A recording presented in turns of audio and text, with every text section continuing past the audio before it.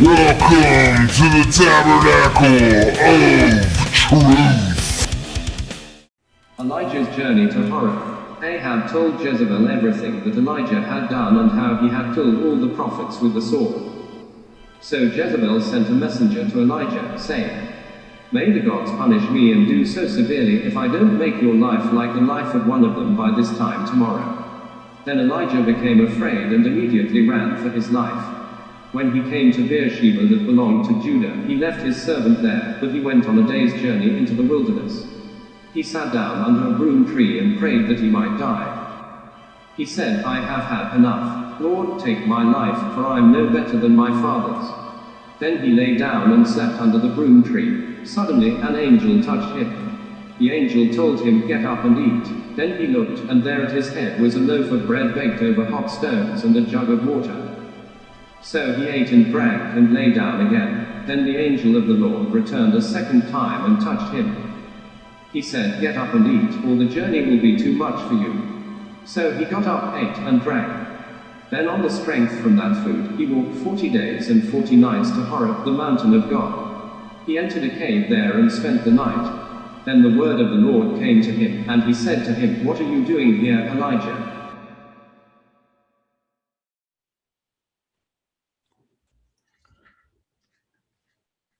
All right, welcome to the Tabernacle of Truth. This is a Bible study where we go live, and it's unscripted and unedited. We have no idea who our guests are going to be. Everyone's invited. We have no idea where this show will take us. We know where we're going to start, though, and that's with this week we're talking about the prophet Elijah. Robert, there's a lot of stuff. I didn't realize how much there was about Elijah. I've always heard about him, but I never really studied it, I don't guess. I haven't either. I've literally just started researching him and found some YouTube videos and some other things that I thought were interesting, like some different points of view that I'm sure we'll be able to talk about here in a little bit when the show goes on a little farther. The only thing I really knew before was that he appeared with Jesus at some point, and I knew that he didn't die and he went to heaven in a chariot of fire. Other than that, I really couldn't tell you much about him. I was just reading and watching some videos on that exact phrase, and this guy was pointing out that he said it wasn't the chariot of fire. The chariot of fire came down and separated him and Elisha, and that after they were separated, a whirlwind, I believe it said, of fire took him away. Yeah, and then it says Elisha couldn't see him anymore. Mm-hmm. I was just getting into some other stuff about I said that did it actually say that he was taken into heaven? And this guy was pointing out that throughout the Bible, heaven is referred to as a lot of different, basically a lot of stuff, everything above the ground. Like he was saying, like he was pointing out in Genesis, birds fly above the earth across the face of the firmament of the heavens. And then in Deuteronomy 4:19, lift your eyes to heaven, see the sun, moon, and stars. I just thought those are all some interesting little points that we could talk about sometime. I kind of want to end it with what Jesus said about the whole thing. So let's look at our table of contents here. I'm going to try to go in chronological order of like what happened in his life, but there's so much of it. I like the main story. I pretty much never even got to the main story. Like the one I kept hearing about was when he called down fire and it burned a sacrifice, and the priests of Baal were not able to call down fire. That was like the main thing I saw, but I gravitated towards every other part of the story, and really that was the part I didn't really even get to. So looking at the topic index here, I just want to talk about how we don't really know much about him. Kind of like Melchizedek, he just kind of appeared out of nowhere. No one really knows who he is. He's not related to anybody or doesn't really have like a lineage that follows him. And I want to talk about Jonah's mother. I'll get into that more when we get to that part of the topic. Then I wanted to talk about kind of like what all of this means to like religion, like what's it supposed to mean to us. And I want to talk a little bit about Jezebel and what her name means, and Ahab and what his name means. And I want to talk about him calling down fire from heaven. And then I found a topic, a few preachers were talking about how he was kind of like suicidal and depressed. And that kind of can humanize him to where, maybe if you're feeling that way, realize that, even the strongest prophets of God have felt like that at times. And then I want to talk about who Elisha is, because that can be confusing, Elijah and Elijah. And then I didn't know that Elijah traveled to Mount Sinai, kind of a pilgrimage, and tried to do what Moses did, tried to find God where Moses talked to him. I didn't know that. And then I wanted to talk about him going to, at the end, I wanted to talk about him going to heaven. And then I wanted to talk about Jesus, like Jesus' disciples thought that he was Elijah. At least some of them did. Which one of the main things that kind of ties back into what we've been talking about the last few weeks, especially last week, is kind of the idea that Elijah, I think that he believed that the kingdom is here and now, and it's not coming in some future date. Just like when Jesus says, thy kingdom come, thy will be done on earth as it is in heaven. And I've seen several things that Jesus has said that leads me to believe, the kingdom is now. The kingdom is nigh. It's not coming at some future point. The kingdom is here now on earth. And also there's this idea of reincarnating over and over again that we've talked about several times. And it seems like the disciples of Jesus definitely believed that Jesus might be reincarnated. And I thought it was really interesting. I was listening to a rabbi talk, and it seems really obvious to me that the rabbis and Hebrews believe in reincarnation and the soul coming back. There's something called a soul root that they mentioned. And like, there's this one guy, I was looking for it all over the place, but I couldn't find it. This guy named Pinhas, who supposedly lived 500 years. And this rabbi says it's not that he physically lived for 500 years, but his soul root was reincarnated over and over again for 500 years. But to talk about, Jesus, trying to say that Jesus might be reincarnated, but Jesus being the human embodiment of God, or the Holy Spirit, then how would that be able to work if it's not really a soul? It's more, if you go by, traditional Bible or Christian beliefs, that is God on earth in physical human form. So I wouldn't think that would be able to be a soul that could be passed on to other bodies. Well, last week we heard a lady that said she was channeling the Jesus spirit. And in, if that was Jesus really talking to this lady, his answer was that it wasn't about himself at all, that God basically decided to hitch a ride in his body. So even he was skeptical of things that were happening, and he had to basically just like subdue his ego and let God take over.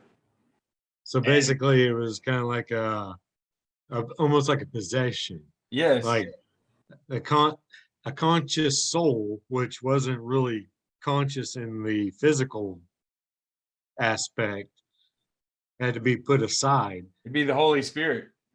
Yeah, the Holy Spirit would have taken over.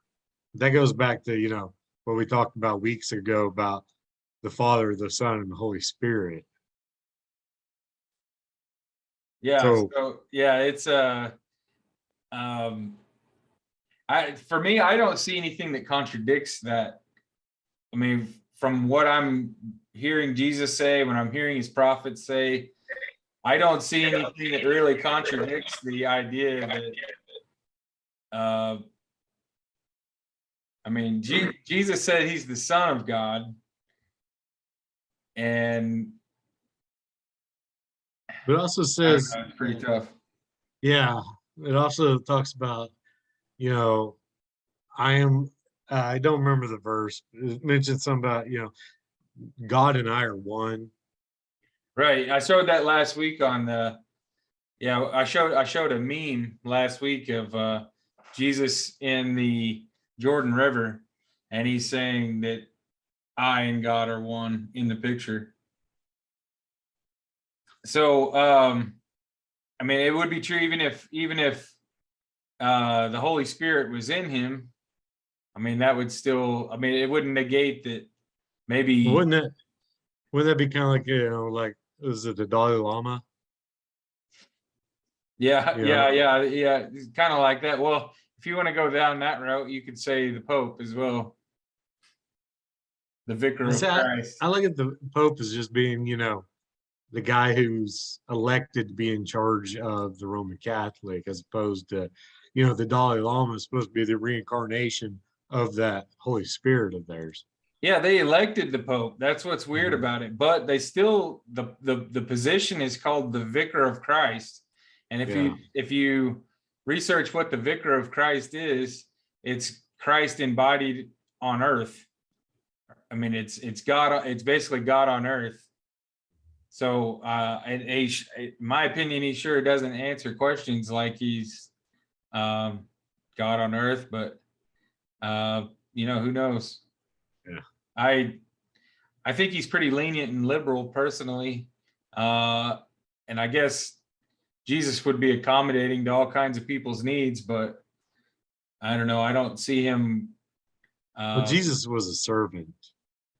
I don't think he would have ever been taken. I don't think he would have ever taken a position like that. I mean, the guy was literally royalty and didn't want it. He was happy being the carpenter that he was, trying to help out the poor and the blind and maimed. So, some facts about Elijah. I wanted to go through just some facts here. I'm just going to read through some of these. The Acts of Elijah are found in 1 Kings 17 through 22 and 2 Kings 1 and 2. He was a prophet in Israel after the kingdom divided. So Ahab, the king Ahab, was actually a king of Israel. So this can be kind of confusing because it sounds like they're enemies, but they're all Israelites. Mm-hmm. He's named Elias in the King James New Testament. I was really hoping David was going to jump on here because he's talked about Elias a lot. Well, I think I was reading somewhere Elias is the Greek form of Elijah. There was a verse that we talked about like 8 weeks ago where David kept saying, "Who is Elias?" Before, like the whole time this thing's going on, David's repeatedly brought up, "Who is Elias?" Because it's like supposedly a key to some mystery that Jesus spoke of. Yeah. About your first bullet point there on Acts of Elijah, I don't know if it would matter, but if you go back to verse 1, it talks about after a long time the word of the Lord came to Elijah on the 3rd year. So I don't know what significance that has. About 3 years. Yeah, it says the word of the Lord came to Elijah in the 3rd year. Go and present yourself to Ahab. And then it goes on and gets into verse, like what's going on in verses 17 through 22. I believe he went into hiding for some time. I think after he performed the miracle of having fire come down from heaven and burn up the sacrifice, he goes into hiding because the people didn't really repent. Jezebel ends up like killing all of the priests, and he is fleeing, and he runs something like 130 miles through the desert with no food and water, and eventually God tells him to go to Ahab or something like that. Okay. I don't know. I read that Ahab kept sending people to go get him, but Elijah kept calling down fire and burning the messengers up. He did that twice, and then the 3rd time he finally accepted the invitation, because apparently the 3rd guy was repentant and like basically fell down to his knees and praised the Lord of Elijah. The first 2 came just to take him, but God actually told Elijah that it was okay to go with the 3rd one. Yeah. Was Obadiah? I didn't read it close enough. Well, I was skimming through some of that, and Ahab called for Obadiah, and they basically, one went one direction, one went the other, looking for water or some grass to feed the horses. And while Obadiah was walking along the road, Elijah suddenly met him. And sorry, I'm talking to Tiffany too.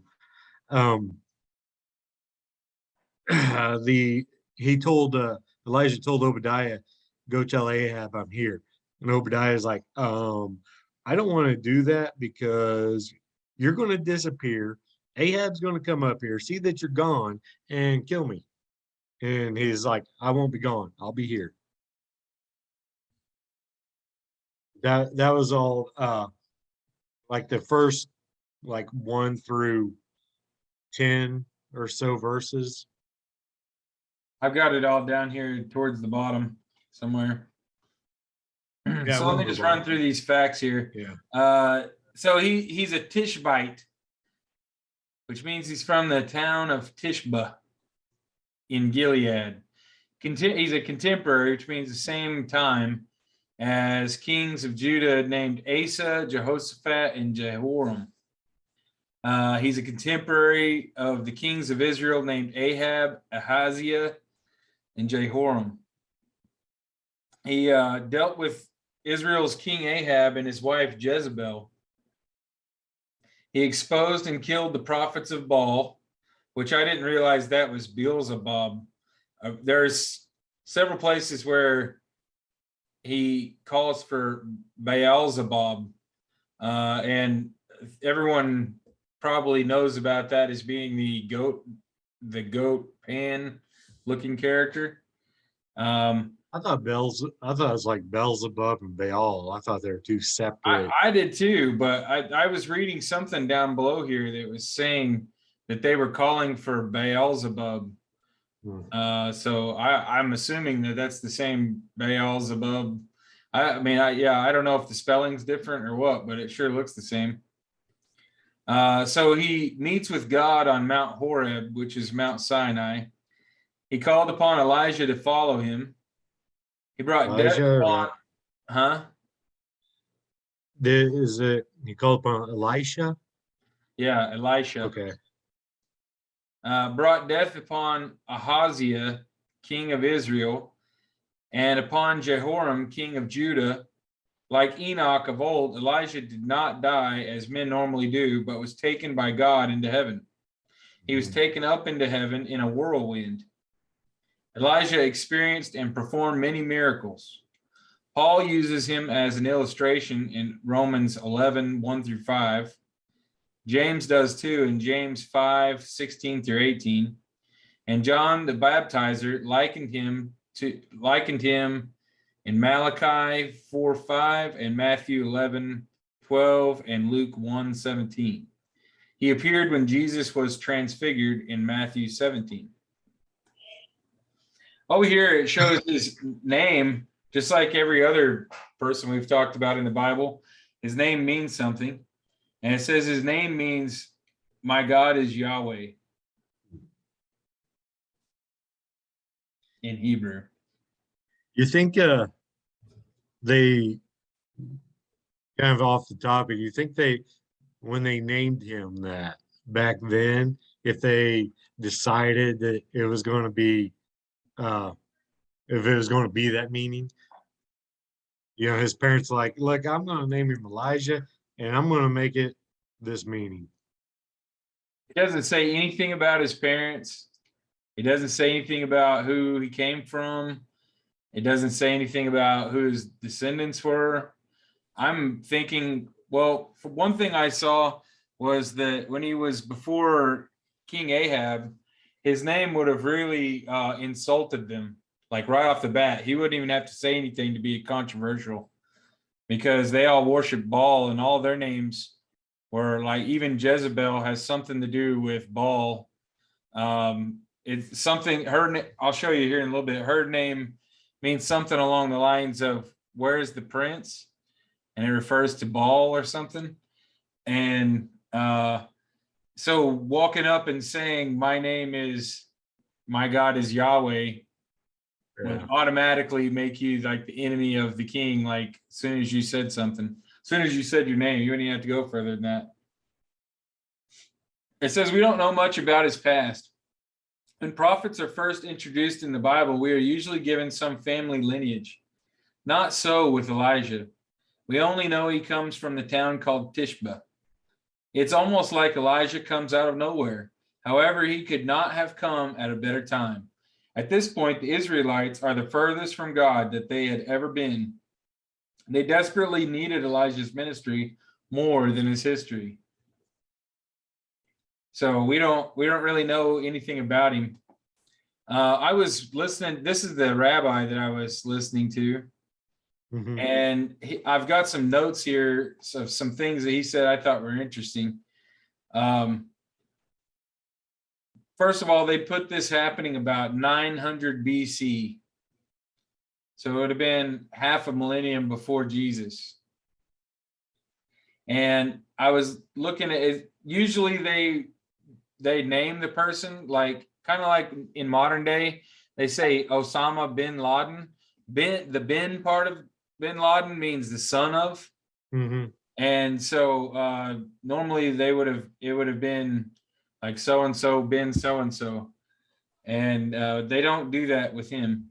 Right here this guy talks about Pinhas and how Pinhas lived for 500 years.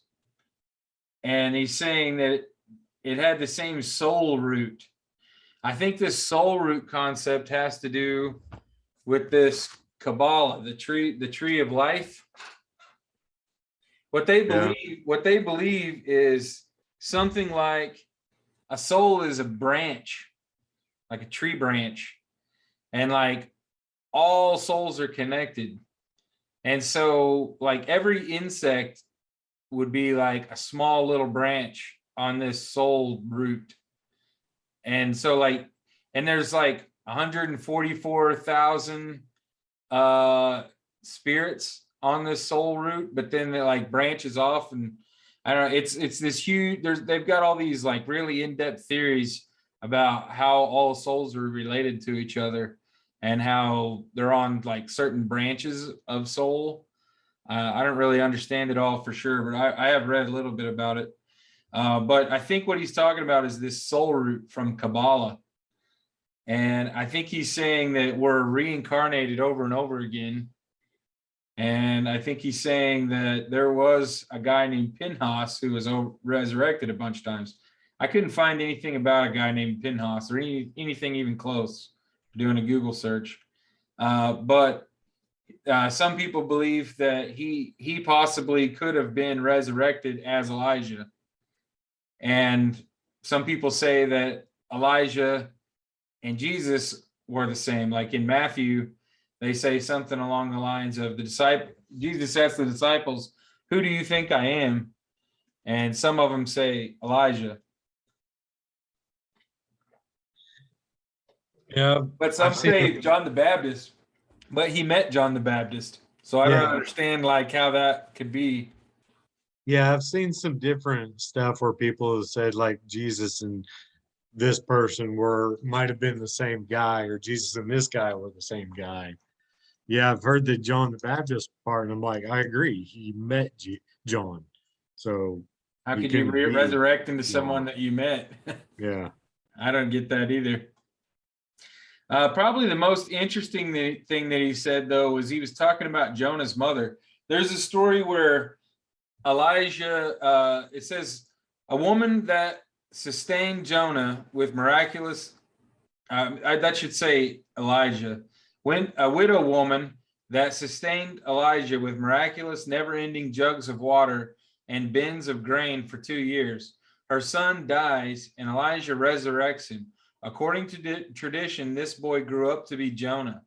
So there's this story of this widow, and I heard the story like 3 times, but until I heard this rabbi talking about it, I never got the piece about Jonah. So this widow woman, he's told that he should go to this town and a woman will give him water. And he goes there, and the woman's like, I don't even have anything to give you. And he says something along the lines of, as long as I'm with you, your water and your bread will never run out. And no matter how many times she goes to get bread or grain out of this jug, there's always more in there. And apparently he survives this way for 2 years. At some point, her boy is really, really sick, or I think he's completely dead. And twice I read stories about Elijah putting his mouth on the kid and putting his whole body across the kid, and then the kid coming back to life. And this guy jokes about how it was the first ever CPR. CPR, yeah. And so this guy's going around resurrecting kids with CPR. Well, one of the thing that's kind of tragic about this story is the woman's like, so I have sustained you for all this 2 years just to have, for what? So that my kid can die? Yeah. You know, and yeah, she's really disappointed in this God that she's supposed to believe in. And then he brings her son back to life. Well, apparently this kid later on in life becomes Jonah. Yeah. That I mean, it might be taken like modern day kind of thinking to try to justify how he brought the kid back to life. But who's to say it wasn't some sort of primitive CPR he did on him? Maybe the kid wasn't dead very long. My mom is saying she's trying to get on. It says the host has another meeting in progress. So apparently they're having a hard time getting on. Do you want to close this one out and try again?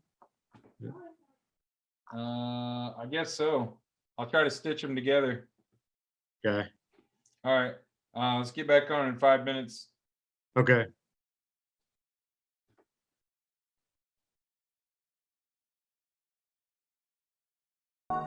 Elijah and the whirlwind, the time had come for the Lord to take Elijah up to heaven in a whirlwind. Elijah and Elisha were traveling from Gilgal, and Elijah said to Elisha, "Stay here, the Lord is sending me on to Bethel." But Elisha replied, "As the Lord lives and as you yourself live, I will not leave you." So they went down to Bethel. Then the sons of the prophets who were at Bethel came out to Elisha and said, "Do you know that today the Lord will take your master away from you?" He said, "Yes, I know. Be quiet." Elijah said to him, "Elisha, stay here. The Lord is sending me to Jericho." But Elisha said, "As the Lord lives and as you yourself live, I will not leave you." So they went to Jericho. Then the sons of the prophets who were in Jericho came up to Elisha and said, "Do you know that today the Lord will take your master away from you?" He said, "Yes, I know. Be quiet." Elijah said to him, "Stay here. The Lord is sending me to the Jordan." But Elisha said, "As the Lord lives and as you yourself live, I will not leave you." So the two of them went on. 50 men from the sons of the prophets came and stood facing them from a distance while the two of them stood by the Jordan. Elijah took his mantle, rolled it up, and struck the waters, which parted to the right and left. Then the two of them crossed over on dry ground. After they had crossed over, Elijah said to Elisha, "Tell me what I can do for you before I am taken from you." So Elisha answered, "Please, let there be double portion of your spirit on me." Elijah replied, "You have a sked for something difficult. If you see me being taken from you, you will have it. If not, you won't." As they continued walking and talking, a chariot of fire with horses of fire suddenly appeared and separated the two of them. Then Elijah went up into heaven in the whirlwind. As Elisha watched, he kept crying out, my father, the chariots and horsemen of Israel." Then he never saw Elijah again. He took hold of his own clothes and tore them into 2 pieces.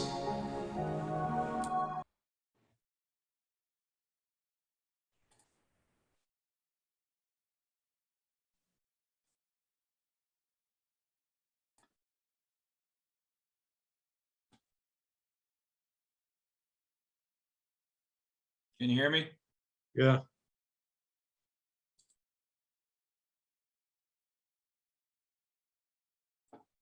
Wonder if she's clicking on it somewhere else. I went to the Tabernacle part, and I went to the deal, and usually your screen just pops up, Yeah. and it said meeting in progress. So I closed it out and did it again, and it came on. Well, I didn't even. I wonder if maybe she. I probably had her in a waiting room and didn't realize it or something. Because I saw you were on before I was. Yeah, I was waiting on you to get up, and it says, waiting for the host to start. I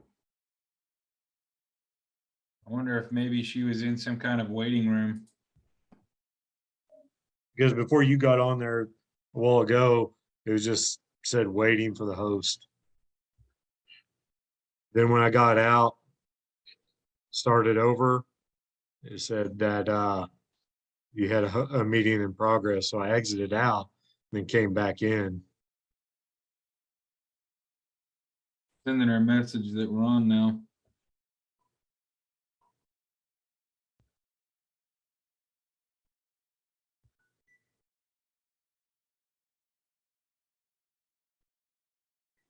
While we're waiting, for Christmas, I got that Pirate Splendor board game.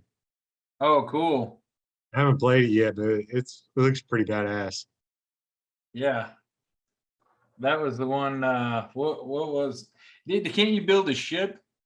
Yeah, you got little ship pieces.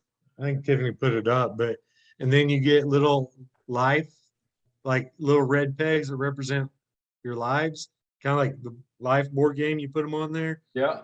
Then you got, as you upgrade, apparently you got ship masts you put on, and then cannons you put on. Cool. And the board game is huge, and it's all islands. And I guess you got to go take over an island, and you can fight for it. And then if someone else has it, you fight them for it. That sounds really fun. And from a deal I saw, it looks kind of like Settlers of Catan, where it's like the first person to 10 points, you get 10 plunder points and you win. One video I watched said it only takes about 20 minutes sometimes to play it. 20 minutes, huh? So depending on next time you come over, we'll break it out. And got that and Secret Hitler. Oh yeah, I saw that one too. I've got a kid in my class who's we're making a board game of basketball, and it's kind of cool. It's a little bit like chess. You got to basically get your guy into the right position and then attempt to score without the defender stealing the ball from you.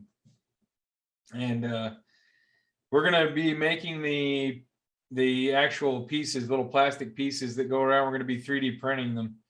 That's cool. That'll be my first 3D printer project. apparently the tech ed teacher over there says that he bought one. I guess he's had several of them, but he bought one recently and it stopped working after only 10 jobs. That would stink to buy a $400 or $500 3D printer and it stopped working after 10 prints. Yeah, I imagine it's like about everything else. It's however much you pay for it probably depends on quality. Right. Yeah, I hate having to refill the ink on my printer. I could imagine how much it'd be frustrating to do that with a 3D printer. Yeah, buying those big wheels of, those big wires of plastic and re-threading it like a sewing machine. Yeah, that would stink. We went to the esports playoffs yesterday in Tulsa. I saw that. The Channel 6 News was there filming, and we were on camera for a little bit. I didn't see us in the news feed though. I was trying to watch it, but I noticed that they said it was hosted by the OSSAA, which is our rival. I don't know why in the world they would print that. Why they would make that the headline, unless they were just trying to make everyone mad. Because like some company in California got with the unified sports people in Oklahoma City, and they basically just decided they were going to take over esports in our state, not realizing we already had a league, and didn't even ask us if we wanted to be a part of it. And they're basically just like hostile, taking over the whole thing, and they're using the crippled kids to do it. And they're wanting to charge everybody $60 a head. And they're wanting to charge you a fee every time you, like if you schedule to play a game and you have to bow out, they want to charge the school a fee every time that happens. And you want to do that with kids in wheelchairs? And then the guy that runs that league, he posts a picture of himself on Pinterest sitting on a throne made of cash. And it's like, oh, that's great. Just get all the money from all the crippled kids and then make a throne of cash out of it. Yeah. It's real sensitive. Everybody in our league just cannot stand anything to do with this group. And then Channel 6 News says that our state finals was freaking hosted by them. I mean, you could not make people in Tulsa more mad at Channel 6 News right now. Yeah, I was going to say, you might get on their Facebook or see if they post that on Facebook or some other social media site. And if they use that term, make a big deal and tell them to correct it. A perfect example of what they do, they lie. They're straight up lying, because they said in one of the meetings I was at, they said that the majority of and I looked at their spreadsheet of all the teams that they had. The majority of the teams that are not in California are in Oklahoma. And they said that when they asked all the teams in Oklahoma, the majority of people wanted to play on a Wednesday. Anybody from Oklahoma knows that you don't have anything on Wednesdays because that's when church is happening. There's no way they asked anyone in Oklahoma, or they would have got the opposite answer of that. Yeah, there's no extracurricular activity any school does that happens on Wednesday. None. And they claim they did a survey, and the majority of people said Wednesday, and I'm like, you're lying. Yeah.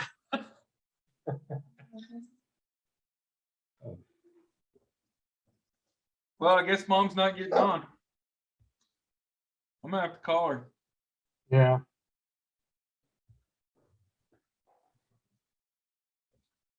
Here's that game. Splendor, a pirate life.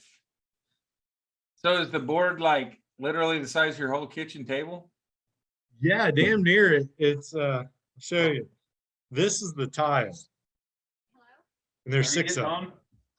We're trying to get on, and it said one time it said the host has already started and I couldn't join. And then it said host isn't there. So were you there? Yeah, we started back up. We're waiting on you. Okay. And they said that. Do y'all have to put the Zoom ID in and passcode? Mom, just click the Zoom link button. Okay. I'll try. Okay. sometimes it pops up, it starts the meeting automatically for me. Hey, Yeah, it's probably made you the host at first. I don't this is know. the shit. I got 3 kids here. I can't even think. So I'll try. Okay, Bye. bye. She'll have to be muted when she comes on. She's got Cody's kids screaming in the background. But yeah, whenever I got back on, it said that there's a meeting in progress, and I just exited out of the Zoom meeting, went back to the Tabernacle page, clicked on the Zoom link again, and it started up.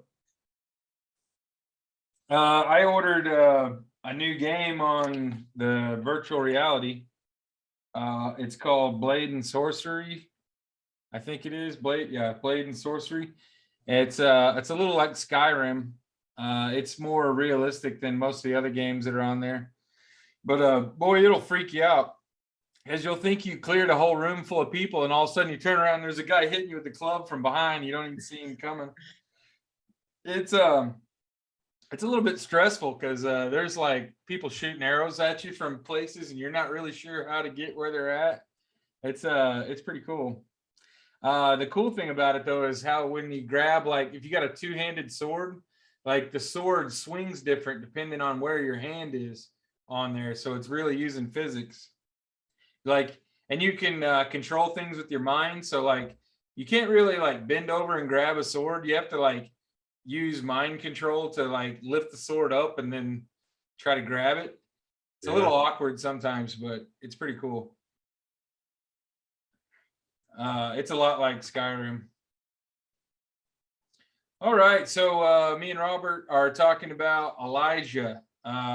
We were just talking about how Elijah, what his name is. His name means my God is Yahweh. We went through a bunch of facts about Elijah, and we were just talking about how Elijah ran some 130 miles to, I guess he's fleeing away from Ahab's soldiers on behalf of Jezebel.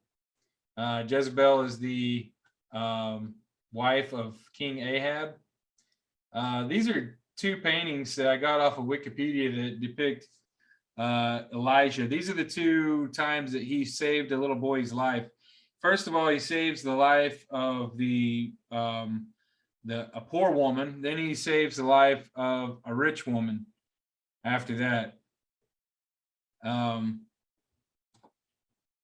It says in 1 Kings 17 through 18. After this, the son of the woman, the mistress of the house, became ill, and his illness was so severe that there was no breath left in him.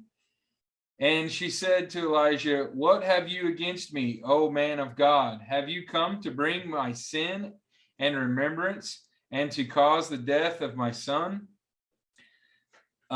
So Victor H. Matthews suggests that the woman uses sarcasm, which is designed to shame the prophet for being the cause of her son's death. Elijah does not try to rationalize with the grieving woman and takes the son up to his bedroom where he prays to God, asking for his help. And he stretched himself upon the child 3 times and cried unto the Lord and said, "O Lord my God, I pray thee, let this child's soul come into him again." And the Lord heard the voice of Elijah, and the soul of the child came into him again, and he revived. So there you go, right there. The soul's outside the body.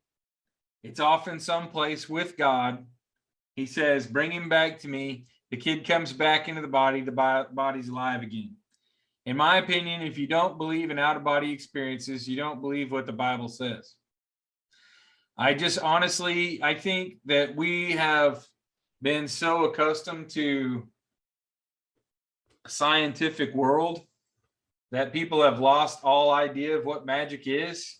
And even people that call themselves believers and believe in the Bible and go to church all the time still have a really hard time having it come out of their mouth that these things are really true. well, because anytime you bring up anything about out-of-body experiences and stuff, people get skeptical right away. So, I mean, what do you think about that? I mean, can you really be a believer in Christ if you don't believe in that, in out-of-body experiences and transmutation and reincarnation? Because almost all Christians will say they don't believe in reincarnation. Right. Right. I mean, I think it's kind of touchy. It depends on the person. Like me, I want to go rationally and think, okay, was this, what was going on with the kid? Was he dead? Was he unconscious? Was there, did he perform some sort of, pre-CPR, like when he stretched himself out across the kid's body, what was he doing? But then again, it's like, like we talked in other stuff, when Jesus healed the blind and the sick, there's some things that may not be easily explained. You can't explain it with science. So that was the first one. And then the second one, it says, this one's in 2 Kings 4. She showed hospitality to the prophet Elisha, constructing a room where he could stay whenever he was in town. She is childless, but Elisha prophesies that she will have a son. A year later, she gives birth to a son. 2 Kings 4:18-37. So, okay, I'm going to be a little bit vulgar here for a second, but this is a married woman that's not married. She's got her own house. She builds a room on for him. Doesn't have a child. Year later, magically, she has a child. Are these two guys getting with this widow? Oh, yeah, probably. That's like it might have been magic. It might have been magic. It's like that on that first paragraph. She showed hospitality to the prophet Elisha. That keeping Elijah and Elisha separate is confusing.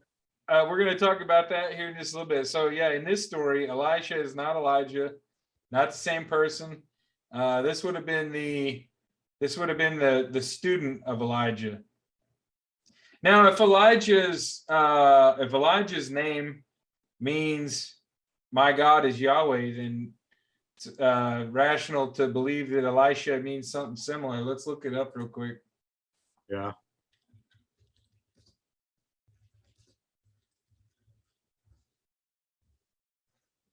God is salvation. So that's really similar to Jehovah, which is our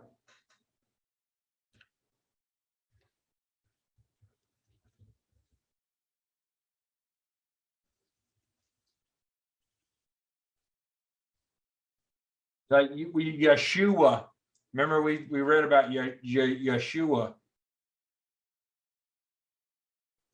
This means God. Let's do Yeshua. Yeshua. How do you even spell that? Yeshua.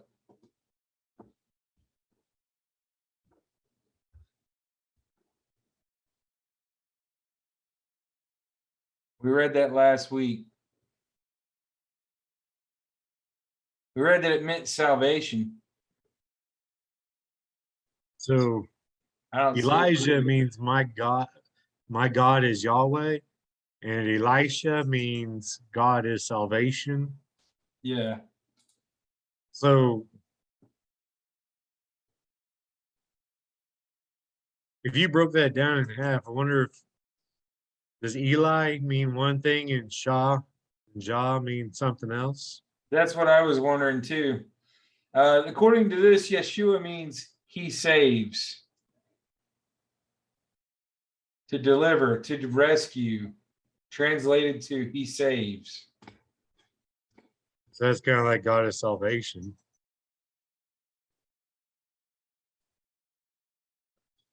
Yeah, I started to take a class. I signed up for a class on how to read Hebrew. It acted like it was free or something, and just clicked on it and signed up. Next thing you know, I've got people calling me from Israel saying it's some kind of a college course, and I've got to dedicate all this time to it. And I was just like, I don't think I have time to take a college course. I was just trying to find more information. It might be easier to just use Google Translate. Right. So the raising of her son relates how when her son had grown up, he became sick and died. She goes to Elisha for help, and he brings her son back to life. The woman of Shunem appears again in 2 Kings 8 at Elisha's advice. She has spent 7 years in Philistia to avoid a famine, and has come back to find she no longer has possession of her house and land. She appeals to the king, Jehoram, and her property is restored to her. Abraham Kuyper views the woman of Shunem as a typical example of pious people in Israel having love and respect for the prophets. Kuyper suggests that the narrative indicates her independence and readiness. Harold Miner notes that unlike virtually all women in biblical narrative, she is not presented as the wife of someone. Claudia Camp says that the woman is both independent and maternal, powerful and pious. The proposal to build a room for Elisha originates with the woman and is supported by her husband. So she does have a husband. I thought she was a widow. Or was that a different lady? That was a different lady. This lady over here was the widow. Okay. It is confusing because they talk about Shunem. This one says Shunammite. So maybe I have these pictures mixed up. I'm not sure. So I was interested in how I watched a few of these reenactments, and they were actually pretty dang accurate. Like I watched this cartoon here, and I thought it was a little bit cheesy or whatever, but then as soon as I read it in the Bible, it was almost like word for word verbatim. Yeah, I was watching a separate video about a guy talking about Elijah and whether or not that's where we talked about at the beginning, whether or not he actually went to heaven to be with God sort of thing, or the whirlwind picked him up into the heavens threw out to a mountain or something.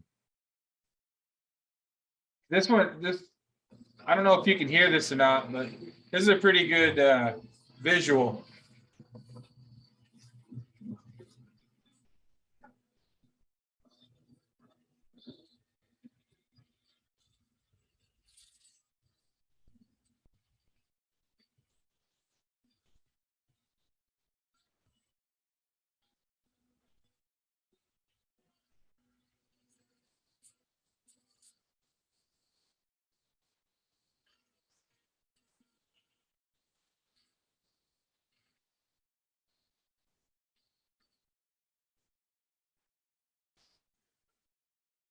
I read that it said something about he ripped Elijah's clothes up.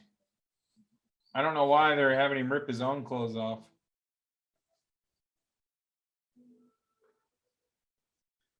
But I did hear him say, it did say that he took the cloak and he rolled it up. But it says when he hit the river, it parted.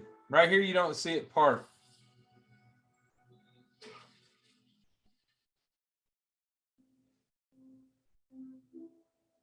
Maybe it happens after this.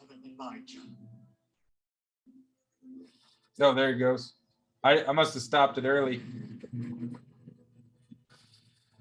So he parted the water just like Moses did. Elijah did, and then Elisha did it too. Okay. So Elijah parts the. Oh, whoops. Elijah parts the water, and they walk across on dry land. And then after he goes to heaven, Elisha turns around and does the same thing. And it proves to all these people that God is still with Elijah. And Elisha. One thing that I thought was interesting is many times in here, Elisha says something along the lines of, as God is alive, as you are alive right now. And he says that term several times, that it, like before he does a miracle, he says, if God is alive right now and you are alive right now, this will happen. In Second Kings, it talks about Elijah took his mantle, rolled it up, and struck the waters of the Jordan, as they were standing on the banks of the Jordan, struck the waters, which parted to the right and left. Then the two of them crossed over on dry ground. After they had crossed over, Elijah said to Elisha, "Tell me what I can do for you before I am taken from you." So he knows it's getting ready to leave. So Elisha answered, "Please let me inherit 2 shares of your spirit." Yeah, and then Elijah replies, "You have asked a difficult thing." Elijah said, "Yet if you see me when I am taken from you, it will be yours, otherwise not." As they were walking along and talking together, suddenly a chariot of fire and horses of fire appeared and separated the two of them. And Elijah went up to heaven in a whirlwind. So you're right, the chariot didn't take him to heaven. But the chariot of fire, horses of fire, appeared and separated the two of them. I guess that's all goes down to interpretation. If you want to take it literal, the chariot separated him, then the whirlwind took him. But if you read it as it is, I mean, the chariot came down, separated him, caused the whirlwind that took him. Then it says, it also makes me wonder if there isn't some kind of a translation difference there, just with like where the guy cries out, my father, the chariots and horsemen of Israel. Israel, Israel mean God? Doesn't Israel mean? Well, we've talked about that before. Like, they use the words for different purposes several times. Different. Then it says, then he never saw Elijah again. He took hold of his own clothes and tore them into 2 pieces. But Elisha picked up the mantle that had fallen off Elijah and went back and stood on the bank of Jordan. Israel means wrestler of God. Well, yeah, I remember that guy who was named Israel, who was wrestling the guy with the... Yeah, Jacob's name gets changed to Israel. And then everybody becomes Israelites. So I don't know if that'd be a translation error or not. I mean, if they said a chariot of fire and horses of fire appeared, separated the two of them, Elisha saw this and cried out, my father, the chariots and horsemen of wrestlers of God. I don't know if that would make sense. Elisha saw him no more. Then he took hold of his own clothes and tore them apart. So he did take his own. I thought he tore apart Elisha's clothes. He picked up the cloak that had fallen from Elijah and went back and stood on the bank of the Jordan. He then took the cloak and had fallen from him and struck the water with it. Where now is the Lord, the God of Elijah? Where now is the Lord, the God of Elijah? He asked. When he struck the water, it divided to the right and to the left, and he crossed over. The company of the prophets from Jericho who were watching said, the spirit of Elijah is resting on Elijah.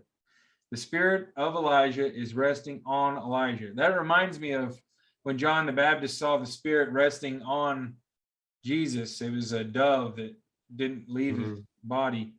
And they went to meet him and bowed to the ground before him.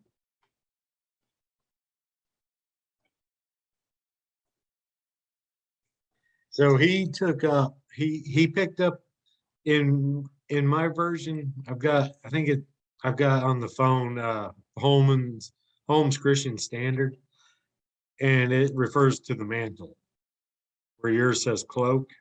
Yeah. But it said so Elisha picked up that mantle or the cloak that Elijah had dropped and tried to recreate what Elijah did. He walked over to the waters and hit the waters with that cloak, but apparently nothing happened. Holman's Christian Standard Bible. Holmes, something like that. That's just the one I use. Holman might be HCSB, but it's just using different words for the same thing. 2 Kings 2. Well, I'm interested in that word mantle because that sounds more like what actually happened. Taking up someone's mantle. It means like you've taken their job. Maybe it was metaphor. Like when he got lifted up, he didn't actually drop a physical cloak. Maybe he dropped his mantle. He's passing on his responsibility to Elisha. It says it fell off of him though. Yeah. Huh. You read it literally and say part of his clothing fell off, or read it metaphorically and say he passed the mantle on. I'll have to do more research on that because I don't know. Usually you think of a mantle as being like something that's above your fireplace. Yeah, but I've heard it is a piece of clothing too. Another story that I thought was really interesting is at some point he's running from Jezebel's people and he goes into hiding and he goes to find God where Moses found God. And let me just go ahead and just read this. King Ahab told his wife Jezebel everything that Elijah had done and how he would put all the prophets of Baal to death. She sent a message to Elijah. Maybe the God strike me dead. May the God strike me dead if by this time tomorrow I don't do the same thing to you and that you did to the prophets.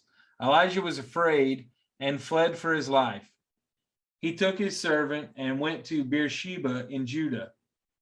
Leaving the servant there, Elijah walked a whole day into the wilderness, which I heard a guy say that it was about, I wanted to say 30 miles. He stopped and sat down in the shade of the tree and wished he would die. It's too much, Lord, he prayed. Take away my life. Might as well be dead. So right here, he's already done a miracle, but he's feeling sorry for himself because it didn't change Jezebel and Ahab. Even though the miracle did happen and he really did do the miracle, he's upset because it didn't change anyone's mind. He lay down under the tree and fell asleep. Suddenly an angel touched him and said, "Wake up and eat." He looked around and saw a loaf of bread and a jar of water near his head. He ate and drank and lay down again. The Lord's angel returned and woke him up a second time, saying, "Get up and eat, or the trip will be too much for you." Elijah got up, ate and drank, and the food gave him enough strength to walk 40 days to Sinai, the holy mountain. They say it was 90 miles. There he went into a cave and spent the night. Apparently, this is the same cave where Moses saw the burning bush and wrote the 10 Commandments. Suddenly, the Lord spoke to him. "Elijah, what are you doing here?" And I heard quite a few comments about this line right here, what it actually meant. And basically, one of the things that they said was, basically, God was saying, "I didn't send for you. Why are you here?" Mm-hmm. He answered, "Lord God Almighty, I have always served you, you alone, but the people of Israel have spoken their covenant with you, torn down your altars, and killed all your prophets. I am the only one left, and they are trying to kill me. Go out and stand before me on top of the mountain," the Lord said to him. Then the Lord passed by and sent a furious wind. So this is the same place where Moses saw God. God would not show himself directly to Moses, but this is where the whole, like he saw the reflection on the mountain and the whole mountain turned to dust. So this is pretty much Elijah having the same conversation with God in the same place where Moses did when that happened. Then the Lord passed by and sent a furious wind that split the hills and shattered the rocks. But the Lord was not in the wind. The wind stopped blowing, and then there was an earthquake. But the Lord was not in the earthquake. After the earthquake was a fire, but the Lord was not in the fire.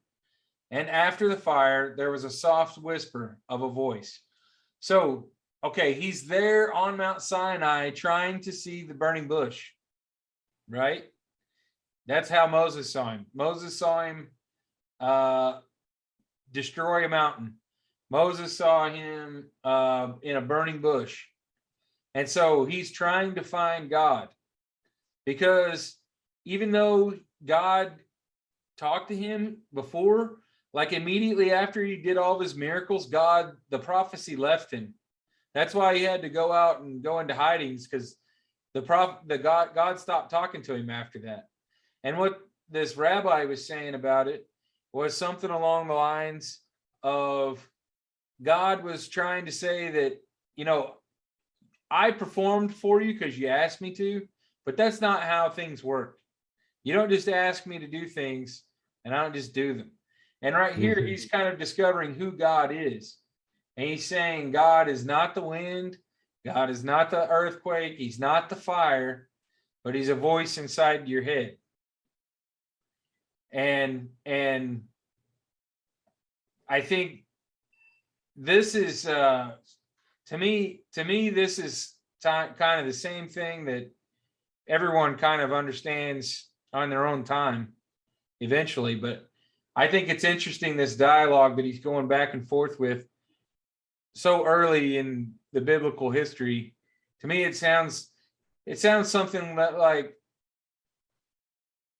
someone like Sigmund Freud would be saying, or someone like Carl Jung. I wonder what it means by "then the Lord passed by."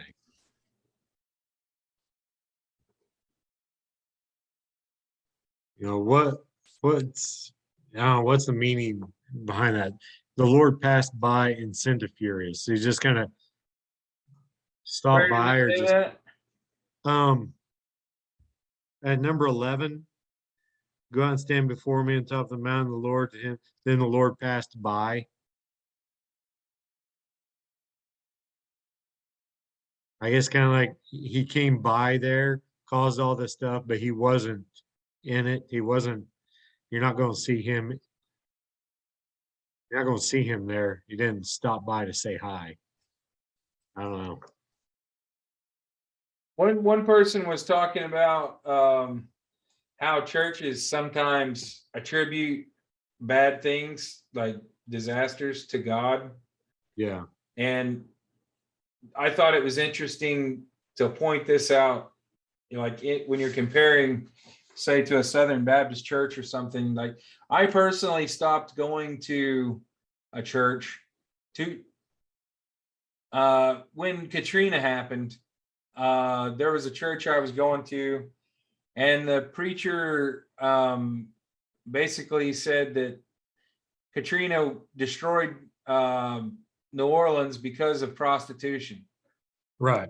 And there's a lot of people that say that, still, like, I know a guy who had gone with his church down in New Orleans to preach against Mardi Gras and all the sin going on. It's like, well, by that logic, that tornado that happened in Joplin in 2011 was because Joplin was nothing but sin and adultery. So he sent a tornado to wipe them out.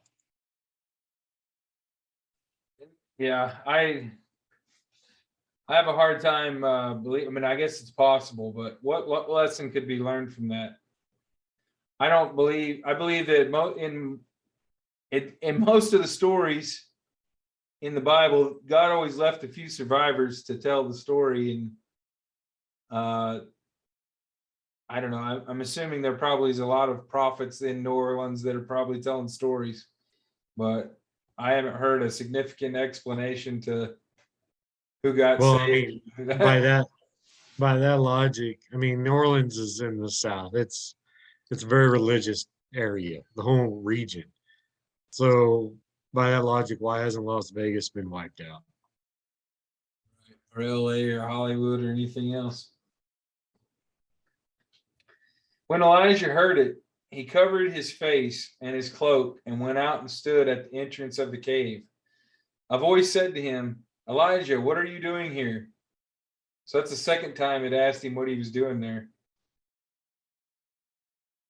He answered, Lord God Almighty, I've always served you, you alone. But the people of Israel have broken their covenant with you, torn down your altars, and killed all your prophets. I am the only one left, and they are trying to kill me.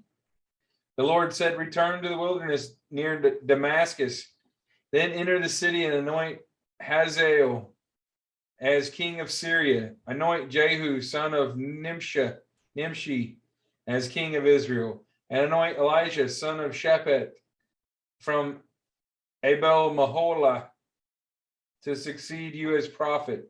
Anyone who escapes being put to death by Hazael will be killed by Jehu, and anyone who escapes Jehu will be killed by Elisha. Yet I will leave 7,000 people alive in Israel, all those who are loyal to me and have not bowed to Baal or kissed his idol. It's hard to believe that this guy that has no lineage has this much power to go and anoint kings.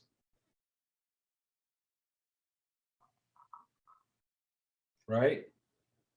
Yeah, I mean, for someone that supposedly doesn't have any lineage back then, if you didn't have any family, if you didn't come from a line of some respectable family, then you weren't anybody. Yeah, I haven't really figured that out yet. Like, how did Elisha exactly start all this?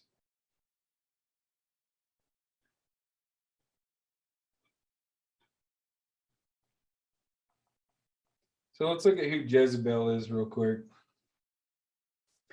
It says Jezebel's name is similar to Isabel, which I have heard that Isabel, my daughter's name is Isabella, and it is related to Elizabeth, and they all are related to Isis, the Egyptian goddess. And so I think it's kind of weird that this one's named Isabel, and it's really similar to like Queen Isabella of Spain. Mm-hmm. And it's kind of makes you think that their names probably originally came from Egypt, I think. According to the biblical narrative, Jezebel, along with her husband, instituted the worship of Baal and Asherah on a national scale. So that's interesting right there, where it says Asherah. I was reading something the other day about how there was actually two gods, a god and a goddess, and she's the mother goddess. And it said something about, there was something I was reading about God having a wife.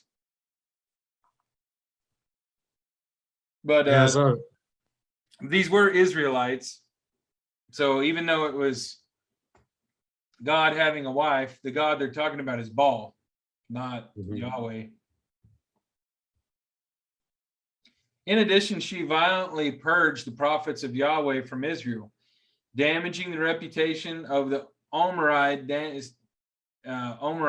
dynasty. Did you say something about a guy named Obadiah? Yeah. No, I guess that doesn't have anything to do with this. He was with Ahab. For these offenses, the Omride dynasty was annihilated, with Jezebel herself suffering the death of defenestration. Later in the book of Revelation, Jezebel is symbolically associated with false prophets. I thought it was interesting that this artist made her a redhead, a white redhead, out in the middle of Syria. But considering it was probably a European artist, he might have had somebody setting in for his model.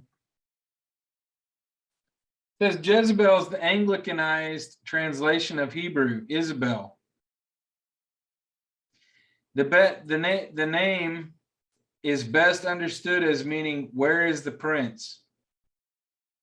Azobal, a ritual cry from worship ceremonies in honor of Baal during periods of the year when God was considered to be in the underworld. So that would be like wintertime. Anytime, like if you read the Greek myth of Persephone, she's kidnapped basically and taken to hell by Hades. And while she's in hell, her mother Hera punishes the earth by killing everything. And that's why half the year we experience winter.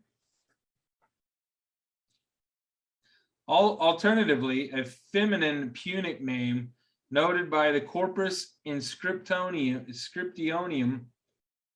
Semiticarum Beelzebul may have been a cognate to the original form of the name, as the Israelites were known to alter personal names which invoke the names of foreign gods.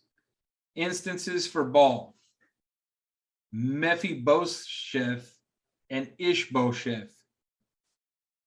So like I said, they had their name Beelzebul has the name Baal right in it. Yeah.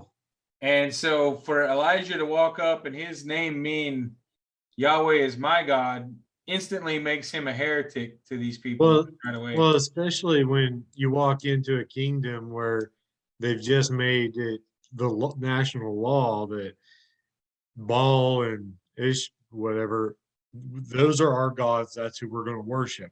Then some guy walks in. My name literally translates to Yahweh is my God.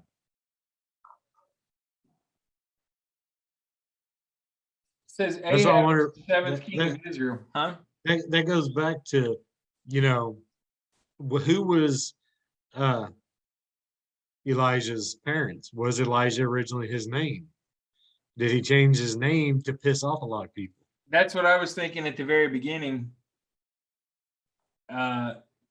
It's also strange to me that so many of these kings seem to put their enemies in positions of power in the Bible times.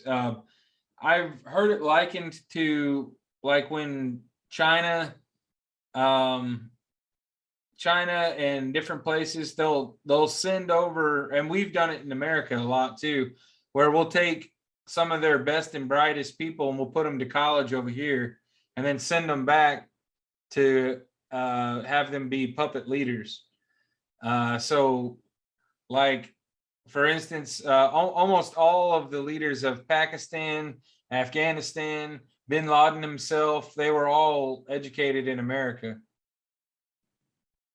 And then I guess we just assumed that we were going to be able to control them once they took power. So Ahab was the seventh king of Israel, son and successor of King Omri, and the husband of Jezebel of Sidon. Sidon is, we've talked about it several times in past weeks about the Pope's hat looks like a fish from the side. And if you look at the priests of Sidon,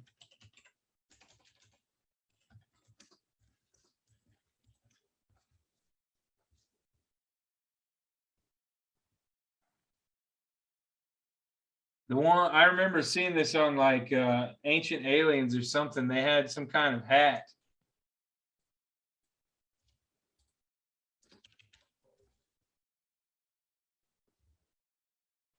All I'm seeing is a bunch of anime type stuff. Yeah. I know I've seen it before, but there's like a fish hat.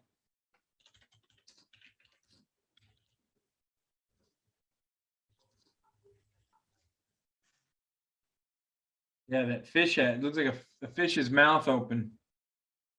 And there's some kind of yeah, here we go. Why is the Pope's mitre shaped like a fish?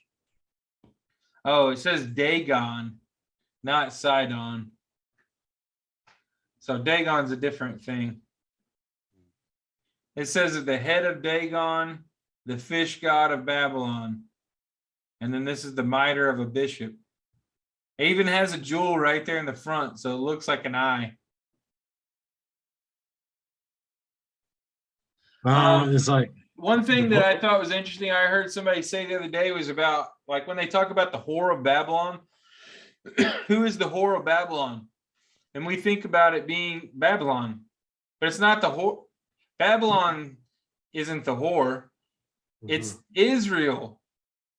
Israel, the people who follow the Babylonian gods, is the whore of Babylon. So if you're following the beliefs of Babylon, like for instance, the zodiac came from Babylon. And I've heard a lot of people talk about how the popes had astrologers.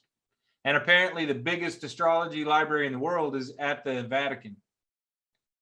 And so if they're consulting fortune tellers, and they're following astrology, and they're wearing the same hat as the guy who in that religion, then possibly Rome is the whore of Babylon. But like, talking about following astrologies, astrology has been the most important thing to civilization, being able to chart the stars to kind of know when the seasons are about to change, and using stars, knowing how to navigate with them. Well, one interesting thing that I've found out is the Gregorian calendar changed everything to 12 months. And before that, we went off just the natural cycles of the moon. And there's 13 moon cycles. So we're actually missing 1 month. And I was thinking about this the other day, and then I got confirmation immediately after by finding something on the internet randomly about it, which to me, that means it's a coincidence and God wanted me to see that. So let me just try to explain. Okay, so the Aztec calendar says we're all supposed to die in 2012, right? End of the world, 2012. Well, if you're missing 1 month from every year, then 2022 is the actual 2012. And apparently I was thinking about it all morning, and then I ended up finding an article that said that exact thing. So that, to me, that means it's probably real. So yeah, this could be the end of the world this next coming year. Or it could have been that, for their own time, but they're dead now. The whole civilization came to an end. Well, another thing is the turtle shell. Found out an interesting fact about turtle shells. The natives all know this, but it's a calendar. Next time let's just look at a turtle shell real quick. I'll just look one up. Why not? It's how you can tell how old the turtle is. So, according to the natives, this is a calendar. And it has 13 parts. 1, 2, 3, 4, 5, 6, 7, 8, 9, 10, 11, 12, 13. So this is, it has one section of a shell for every moon. Every new moon. I wonder how many are on the outside here. 1, 2, 3, 4, 5, 6, 7, 8, 9, 10, 11, 12, 13, 14. This looks like it's a piece of jewelry. Let me look at a real one just to make sure. That's the thing too, is doesn't matter what kind of turtle.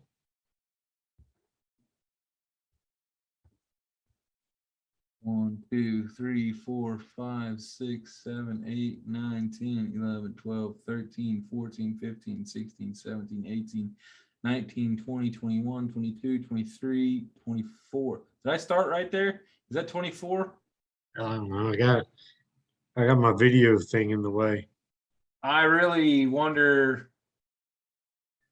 But being with like the natives, that might have been an easy thing to use to help keep track of time.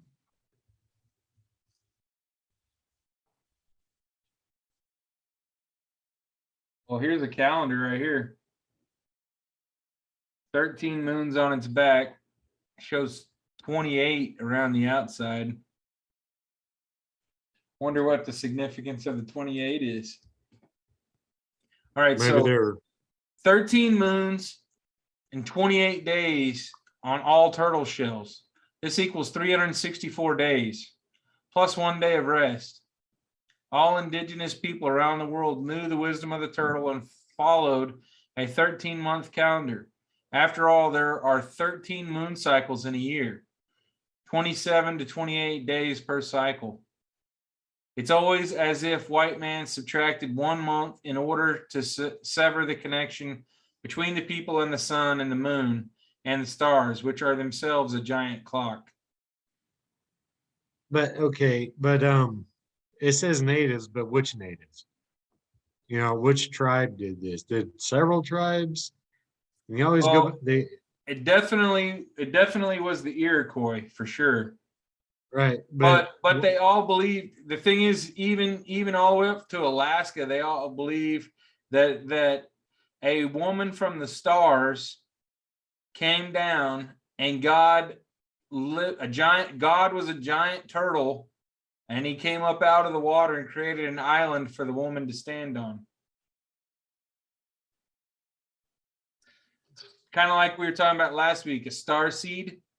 but I thought some other tribes had some beliefs with a fox and some other stuff.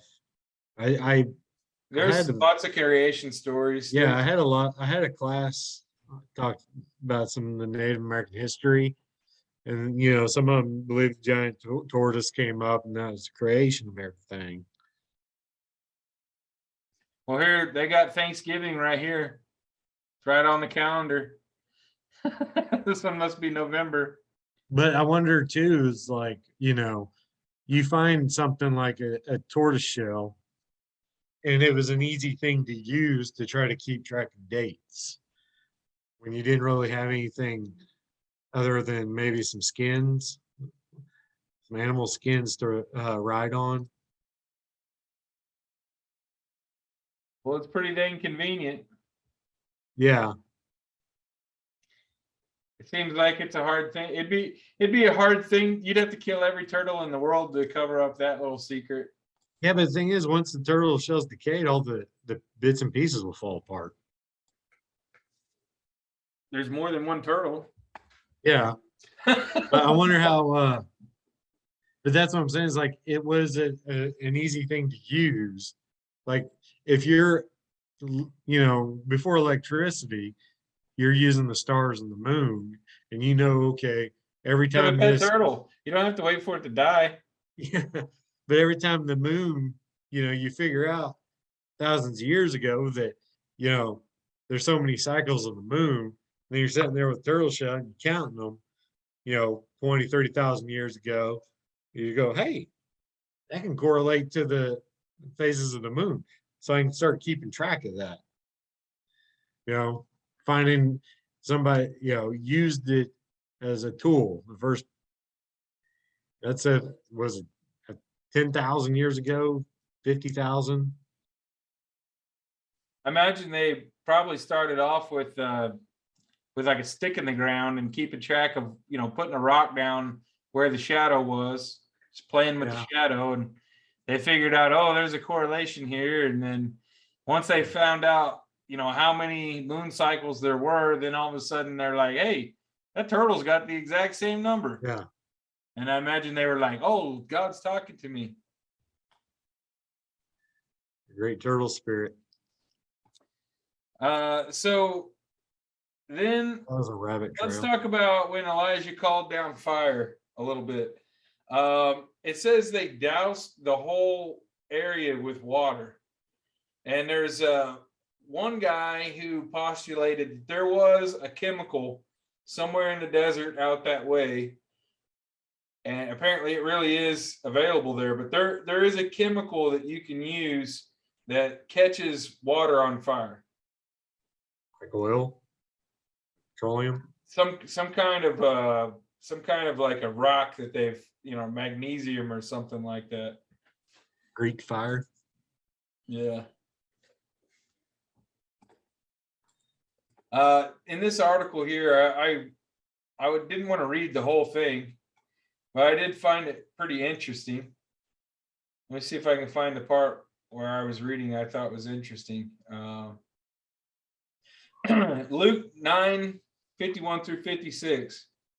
We read that when Jesus and the disciples were traveling, they stopped in a Samaritan town, and the Samaritans rejected Jesus because his face was headed towards Jerusalem.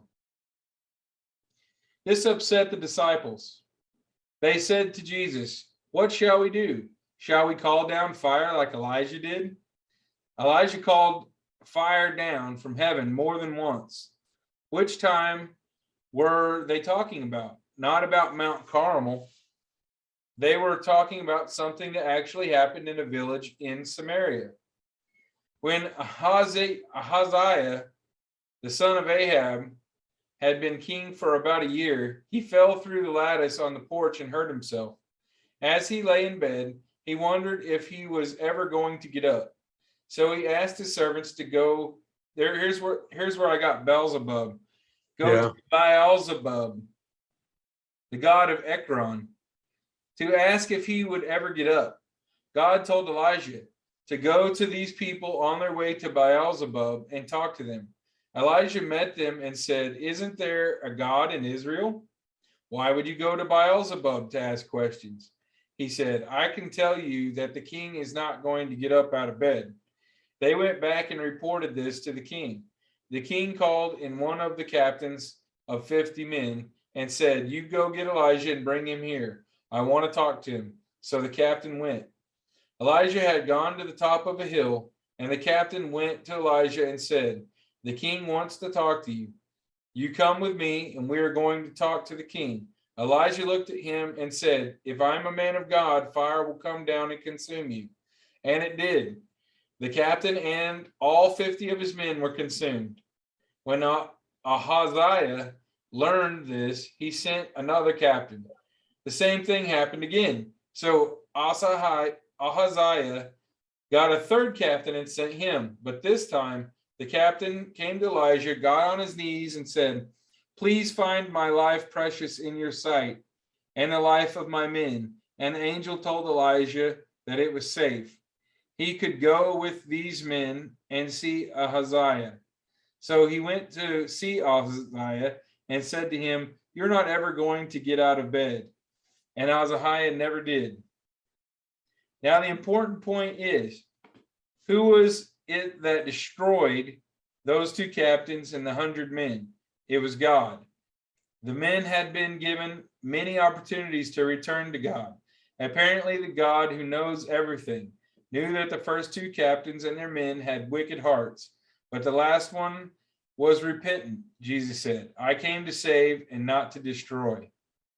We need to take a few moments to consider the rending of the kingdom and the subsequent reign of Jeroboam. This terrible rebellion led to the necessity of Elijah's mission. So just imagine, like, if God didn't actually send fire down. Let's say he is using magnesium that he found somewhere. This would make him kind of like he's like Walter White. he's got this powder they can just throw on the ground and boom, blow these people up. Yeah, if you want to try to explain it, in a scientific manner, maybe he coated the ground like we talked about with a chemical, because they had oils and stuff that burn. IEDs. And then like flint or something together that would spark. So he's like And a they bomb, might have been, he's like an early bomb maker, but he also does CPR. This guy is like the ultimate like commando. Plus he runs everywhere. He runs like 90 miles, saves children with CPR and has improvised explosive devices all over the place. And nobody knows his origin, who his parents were or anything. Yeah, pretty strange character. Yeah, there's a lot about Elijah I just don't know. I haven't even got to, like I said, I never even got to the main point. Like the part about him burning the sacrifice. Like I've been studying this for at least 3 days, and barely even got to that part. It's like I was watching this one guy talk about him. He mentions in Second Chronicles that Elijah sent a letter, and supposedly this was 10 years after he would have been swept away in that firestorm. What does it say? Second Chronicles 21:12. Then a letter came to Jehoram from Elijah the prophet, saying, "This is what Yahweh, the God of your ancestor David, says." And he goes on, but the way this guy was talking, that supposedly this letter was 10 years after the chariot of fire and him being swept away to heaven. I wonder if that letter just floated around for a while, or took. But it's in. They didn't have UPS back then. But it's in a different book of the Bible too. So.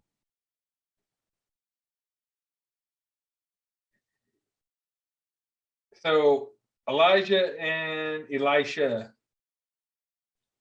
Here's Elijah putting his mantle on Elisha. I heard several people say how important Elisha was. And I understand that he parted the river, but I don't know anything more than that. But in this, when we were sitting there reading it, I didn't see where it said that he parted the river. Well, we just read it right there. We just read it right here. Elijah parted it, and then Elisha took that mantle and tried to slap the water with it. Did it actually part? Yeah, we saw in the video that it did, and it says he cries out, saw him no more, took off his own clothes, tore him apart. He picked up the cloak that had fallen from Elijah and went back and stood on the bank of the Jordan. He took the cloak that had fallen from him and struck the water with it.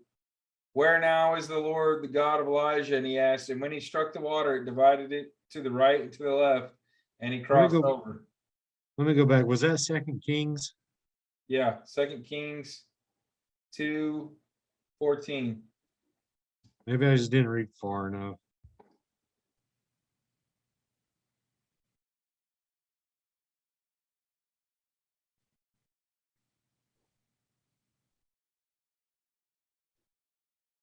Because I may have just not read far enough.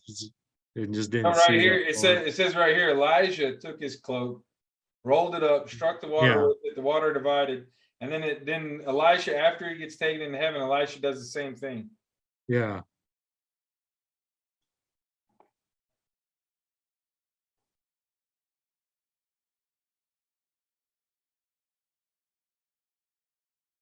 In 2 Kings 2, Elijah and Elisha traversed the Jordan on dry land, and Elisha, understanding that Elijah would soon pass away, asked to be blessed with the double portion of Elijah's spirit. Elijah was then carried straight into heaven by a chariot of fire. And we already discussed that's not true. Okay. Elisha picked up Elijah's mantle and used it to cross the Jordan again on dry land. He received the double portion that he asked for and performed many miracles in Israel. Some of Elisha's miracles were turning of bad water into clean water, making a widow's oil to fill many jars, and even raising a boy from the dead. Elijah and Elisha were both very regarded by those in school of prophets, as well as by the rulers of their country. Their influence led to an awakening among some of the Israelites during the dismal stage of Israel's story. Through the corrupt reigns of Ahab and Ahaziah, God trusted in Elijah and Elisha to lead the charge for righteousness. Elijah and Elisha's joined legacy proceeded to help Israel even after their lives. Even the New Testament talks of the anticipated return of Elijah, a role answered by John the Baptist, the precursor or the one to proclaim the arrival of the Messiah. Yeah, that's Elijah is supposed to return. I didn't read far enough down on that one, but so what does it mean by when Elisha asked him to inherit 2 shares of his spirit?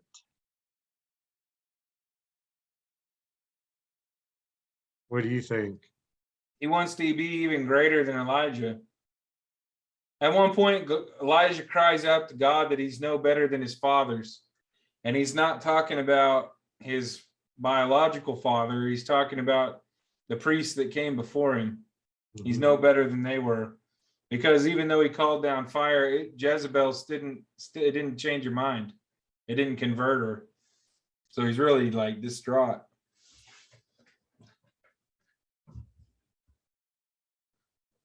But yeah, it's a double portion.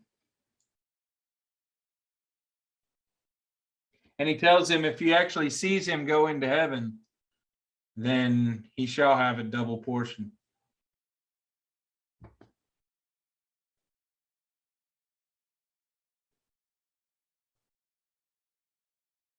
All right, so in this Matthew 16, the disciples are going across the lake of Galilee, Sea of Galilee, with Jesus. And it says the disciples forgot to take bread. Be careful, Jesus said to them. Be on your guard against the yeast of the Pharisees and Sadducees. Now, they don't eat leavened bread, which means it doesn't rise. And I heard a rabbi talking about why that is, and it's because they don't want to be reminded to be puffed up in the chest, to be prideful. Unleavened bread means you're humble.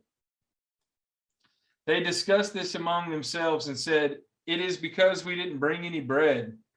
Aware of their discussion, Jesus asked, "Ye of little faith, why are you talking among yourselves about having no bread?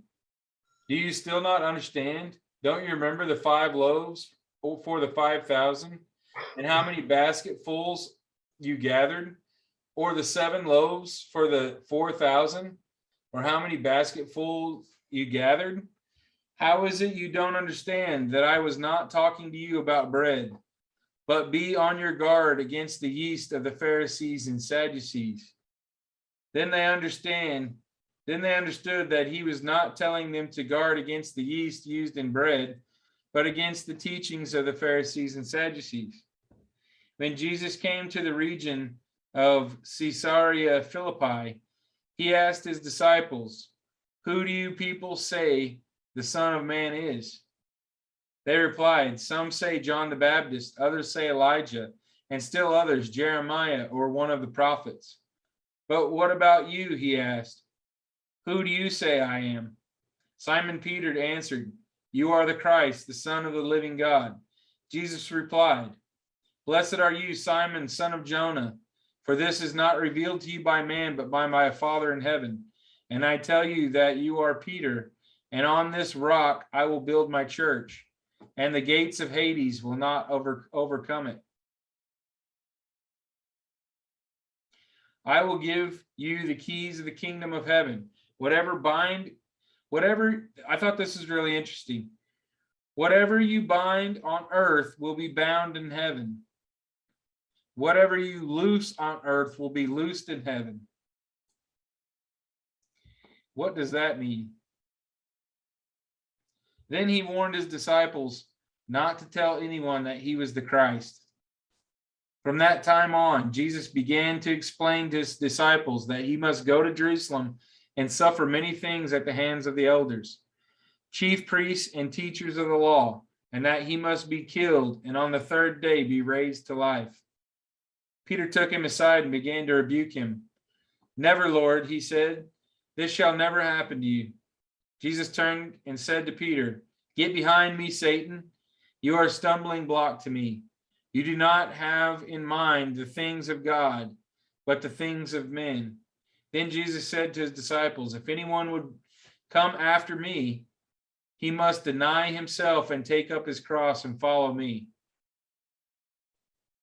If anyone would come after me, he must deny himself and take up his cross and follow me.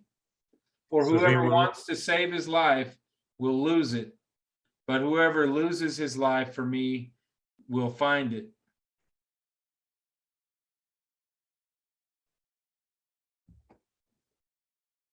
Whoever wants to follow in his footsteps.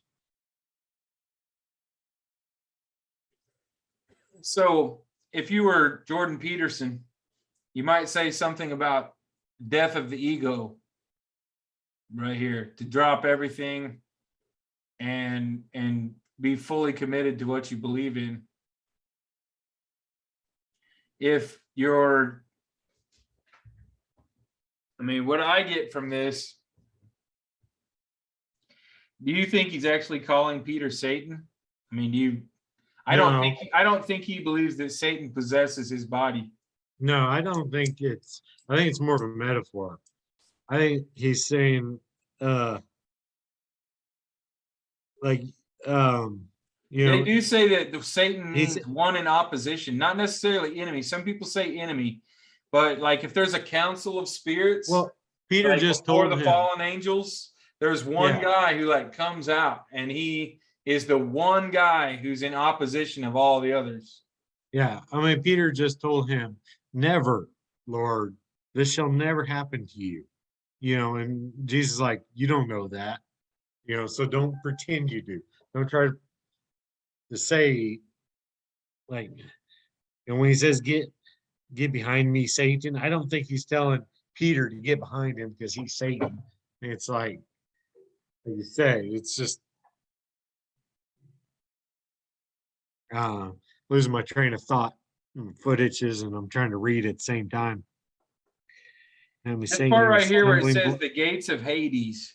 There it says, you're a stumbling block to me. You do not have in mind the things of God, but the things of man.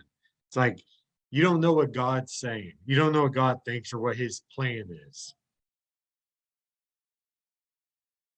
Right here where it says the gates of Hades will not overcome it. I did see a sermon about a year ago where they were talking about the actual gates of Hades, where they actually had a cave that was the entrance to Hades, the underworld, and there was a temple right outside of it. And Jesus takes all of his disciples to this place.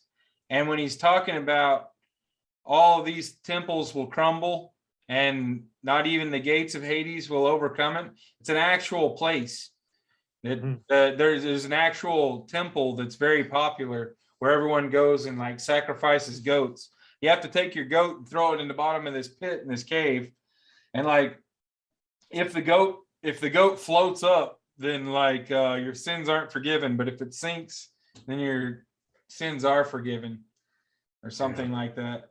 Well, that's kind of like, have you heard the expression, it's easier to lead a camel through the eye of a needle than And for a rich man to see heaven.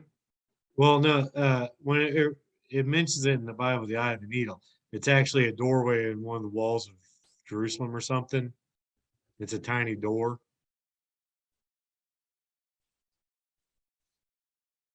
What I remember it saying is it was easier to pass through the eye of a needle than for a rich man to enter the kingdom of God. But the eye of the needle is an actual door on Really? the wall, and it's really small. Like like a grown man would have a hard time fitting through there.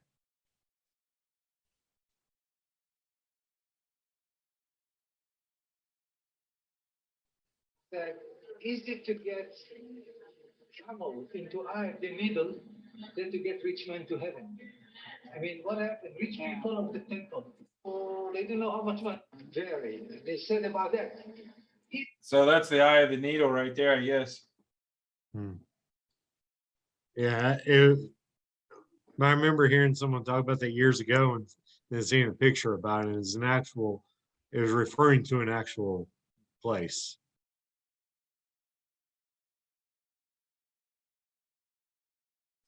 Well, we got about 8 minutes here. Is there anything more that we want to cover? Do you have any ideas for what we should talk about next week? No, like I mentioned before, if you just wanted an off the topic, since it'll be closer to Christmas, we talk about like maybe some of the history of the origin, like the Christmas tree, the Yule log. Yeah, I'd kind of like to talk maybe a little bit more about how the pagan beliefs got mixed in with Christian beliefs, right, in European history. It's like, just touching lightly on it. It's like the Christmas tree. I think I read something about it was more of like a representation because of an evergreen tree in the wintertime that like spring would come again. Same with the mistletoe. The mistletoe is similar in that it doesn't die. If you look, even just driving around right now, everything is dead except for any kind of little pine tree or mistletoe up in the top of the trees. Yeah, Still green up there. I don't remember the history of the Yule log. Yeah, so let's do the pagan origins of Christmas. All right. Well, we've been going to the foundation on Sunday mornings. It's been pretty good. They sing the kind of old style hymns, and the preacher's really funny, Sam Smith. Yeah, I met him several times. He's a fan of the show. He's been watching. If you want to go out there, they start at 10:30. I might go out there sometime. All right. Well, good show. We'll have to try to figure out why everyone else didn't get on. Must have been technical difficulties. Yeah, I almost forgot about it till about 5:40. Would you rather do it on a different night?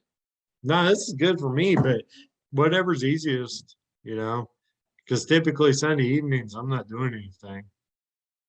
That's kind of what I was thinking. Is that's usually when I'm winding down, getting ready to figure out what I'm going to do at work next week. Yeah, it's same here.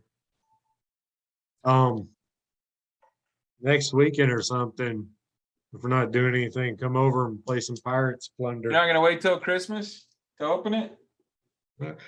We had some of the Christmas last night because Caitlin was over with her boyfriend. So it was like, we want to open presents. I'm like, okay. Yeah, I want to try that Secret Hitler too. Yeah. That was Tiffany's pick. She's really excited about that. I think that we should remember the game that I made, All Roads Lead to Rome? Mm-hmm. I think we should start making a board game that's similar to that. Yeah, maybe not the exact one that I made before, but something similar. Yeah, and I think that's kind of like some of this stuff is, getting ideas like it doesn't, these are pretty simple. Once you kind of figure out the gameplay, there's a lot of pieces, a lot of cards, but all in all, they're pretty simple games to play. That's the key to making a good game, is keeping it simple. That's what I keep trying to tell this kid about this basketball game we're making. You could add a million things onto chess, but it's not going to make it better. That's what I've been trying to tell you for years. Like, you have a brilliant idea, but you keep on to add and add and add. Like, all that's downloadable content. Get the basic game out. Yeah, for sure.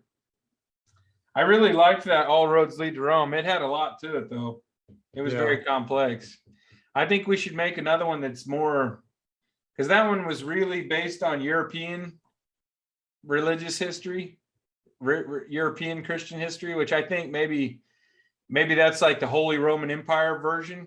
But I think we should go back and make a simpler version that's more about Israel or something. Maybe with like Babylon and Egypt in it, rather than, because the other one I had was more, it was more about the Crusades.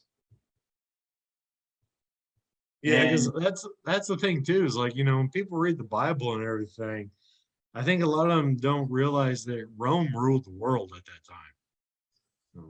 Another thing, I was reading something really interesting about the Lord's Prayer and how it was the most dangerous prayer ever written in the Bible. And most people today, they don't really think about it being dangerous. But basically what Jesus was saying, because when he says, thy kingdom come, thy will be done on earth as it is in heaven, he's the word kingdom translate to empire. Mm-hmm. And so literally you're saying God's empire here and now come, and everything as it happens on earth also happens in heaven. And so you're talking about basically overthrowing the current kingdom and another kingdom operating here and now. When was the origin of that prayer? The Lord's Prayer? Yeah.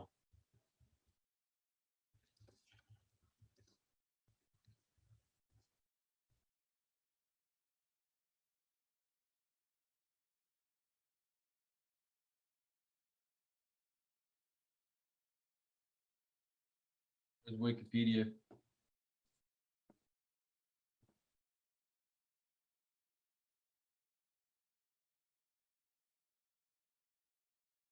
It was in two Gospels. I think it was Mark and Luke. No, it's Matthew and Luke. In Matthew 6:9 and Luke 11:2. There's quite a bit of debate about whether or not those words are actually Jesus's. And there was a conference that just happened in Atlanta not too long ago where they voted on which parts were actually from Jesus and which parts were written by first century Bible authors. And basically they came down to basically what they voted on was that Jesus said this part about give us each day our daily bread. And he said something about your kingdom come. But there were certain parts that they voted were not from Jesus. Well, that's what I was thinking. Is like, what is this written down?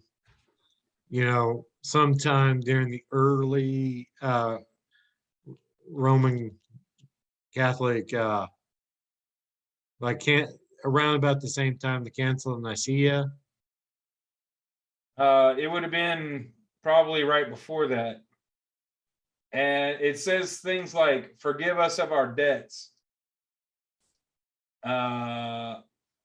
Forgive us of our trespasses. Mm-hmm. And there was a few other things like that, that they had decided that possibly those things were added later. They think that a lot of these things were things that Jesus said, but like centuries later, they were written down and put all together. And it was kind of a summarizing of Jesus's teachings, not necessarily his actual words. That I just asked that because like I was reading that stuff on Lucifer, and he was kind of during the time the Council of Nicaea had met, either before or after, and he was going against the Arianism, the way the church was teaching, and he was hell-bent against it, talked badly against everybody that had anything to do with it. Constantine the Great's son was the emperor at the time, and he basically kicked him out and exiled him east. And after the emperor died, he was able to come back. But that's why I wonder if it was sometime before Christianity really took off, or written after, during the Roman Empire, when the Roman Empire became a Christian empire. Yeah, we should cover that more. I want to do, before long, I want to do one on prayer. Mhm. And let's cover the origins or the Lord's Prayer then. Shay, I'm surprised Shay didn't get on here. She was calling me earlier saying that she wanted to do some kind of a charitable thing for Christmas. As a group, she wanted us to get together and do something nice for somebody or something like that. I'll touch base with her again and see if she has any ideas of what we might do. Would you be interested in being a part of something like that? Possibly. So I have a Christmas party next Thursday. We're having a band and esports tournament at the Student Center in Jay from 5 to 9 on Thursday. And so if you can come, you can play some Smash Brothers. We're going to do some Mortal Kombat tournaments. We're going to play Madden, NBA 2K, and 5-on-5 Clash Royale. And I got a live band, and there'll be free food. All right. Just remind me whenever that comes out. All right. Cool. All right. Have a good week. You too. Love you. Love you too. Tabernacle of Truth.